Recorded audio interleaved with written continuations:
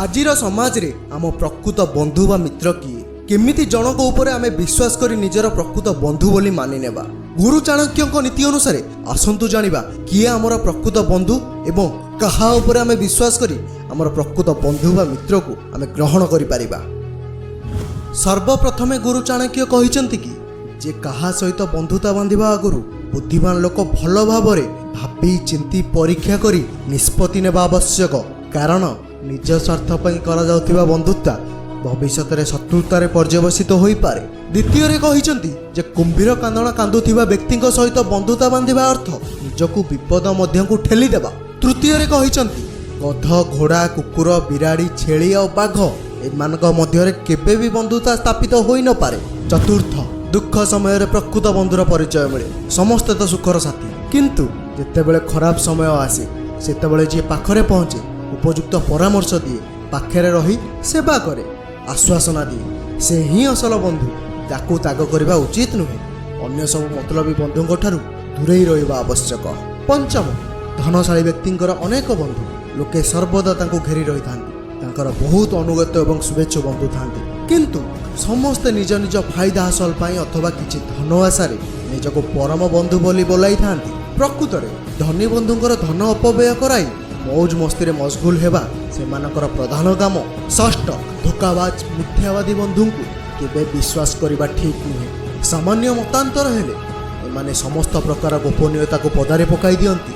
एभली बंधुओं पाखरे गुप्त कथा कहवा अर्थ निज प्रति विपद को आह्वान करि आनिबा। सप्तम निज परिवार मध्यरे भी बंधुता करा जाई पारे। वयस्क पुत्र को बंधु भाव में ग्रहण करबा उचित। निजर संतान ठारू आ भल बंधु दुनिया रे आ केही होई न पारे। अष्टम प्रकृत मित्रता मित्रर उदाय झाड़ पाई निज देहर रक्त भी बुहाई दे पारे। दुष्ट मित्र अपेक्षा बरं कुंभीर भल, कारण से दरकार बेले नकली लुह बुहाई समावेदना देखाई पारे। नवम प्रत्येक प्रकार बंधुता पछरे किछि ना किछि स्वार्थ निहित थाए। यह एक कटु सत्य जे बिना स्वार्थरे संधि बा मित्रता होई पारे ना। दशम बंधुता निज समाजस्कंद लोकों सहित करा जाई पारे, अर्थात समान विचारधारा, समान कल्पना, समान आर्थिक सच्छलता को भित्ति करी बंधुता कले ता शीघ्र भांगी जाए नहीं, सर्वदा तिष्ठि रहे। एकादश बंधुता सर्वदा निज समसामयिक समभावापन्न समान अवस्थार लोकों सहित करवा आवश्यक। निज ठारू छोट बा उच्च स्तर लोकों सहित बंधुता केबे भी सुख दे नाही। द्वादश मनीष जेउ मानक सहित रहिबो ता उपरे सेई मानकर प्रभाव पड़िबो। जेमिति बिहनर भल फसलर स्थिति कलन करा जाई पारे, ठीक सेही परि भल बंधुओं संस्पर्श जड़े भल एवं खराब बंधुओं संस्पर्श जड़े खराब हो पारे। त्रयोदश मित्र साहाय्य अशांत समुद्र भी पार करी हुए। पंचदश मित्र को मित्र परि रहिबाकु देबा आवश्यक। षोडश मुह सामने मिठा कथा कही पछरु छुरी भूषुवा बंधुओं ठारू दूरेई रहिबा आवश्यक। एभली बंधुओं द्वारा कौनसी उपकार साधित हो पारे नाही। एमाने हेउथिबा कार्य को भी भंडूर कराई दे पारନ୍ତି। एमानकु केबे विश्वास करबा उचित नुहे। एमानक अपेक्षा बरं बुद्धिमान शत्रु खूब भल। सप्तदश सर्वदा उत्तम कुलशील सचरित्र निष्ठापर लोकों सहित बंधुता बांधिबा आवश्यक। अष्टादश से ही प्रकृत बंधु जे बंधु को रक्षा करे। बंधु भाई बिरादर ठारू भी अधिक जीवन में प्रकृत बंधु ही अनेक उपकार करि थाए।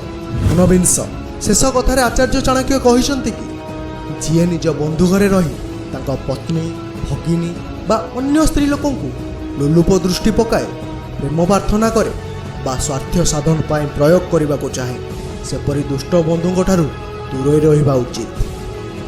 कथाटी को लेकिन आपण मत कौन कमेंट निश्चित करेंगे। जदि भिडियोटी आपको भल लगी ताहले आपणक प्रियजन मानक शेयर करदेवे। आउ हाँ, चैनल को फॉलो किंबा सब्सक्राइब करने को आदौ भूलिबे नहीं। रहुची मो अविनाश परिडा, धन्यवाद।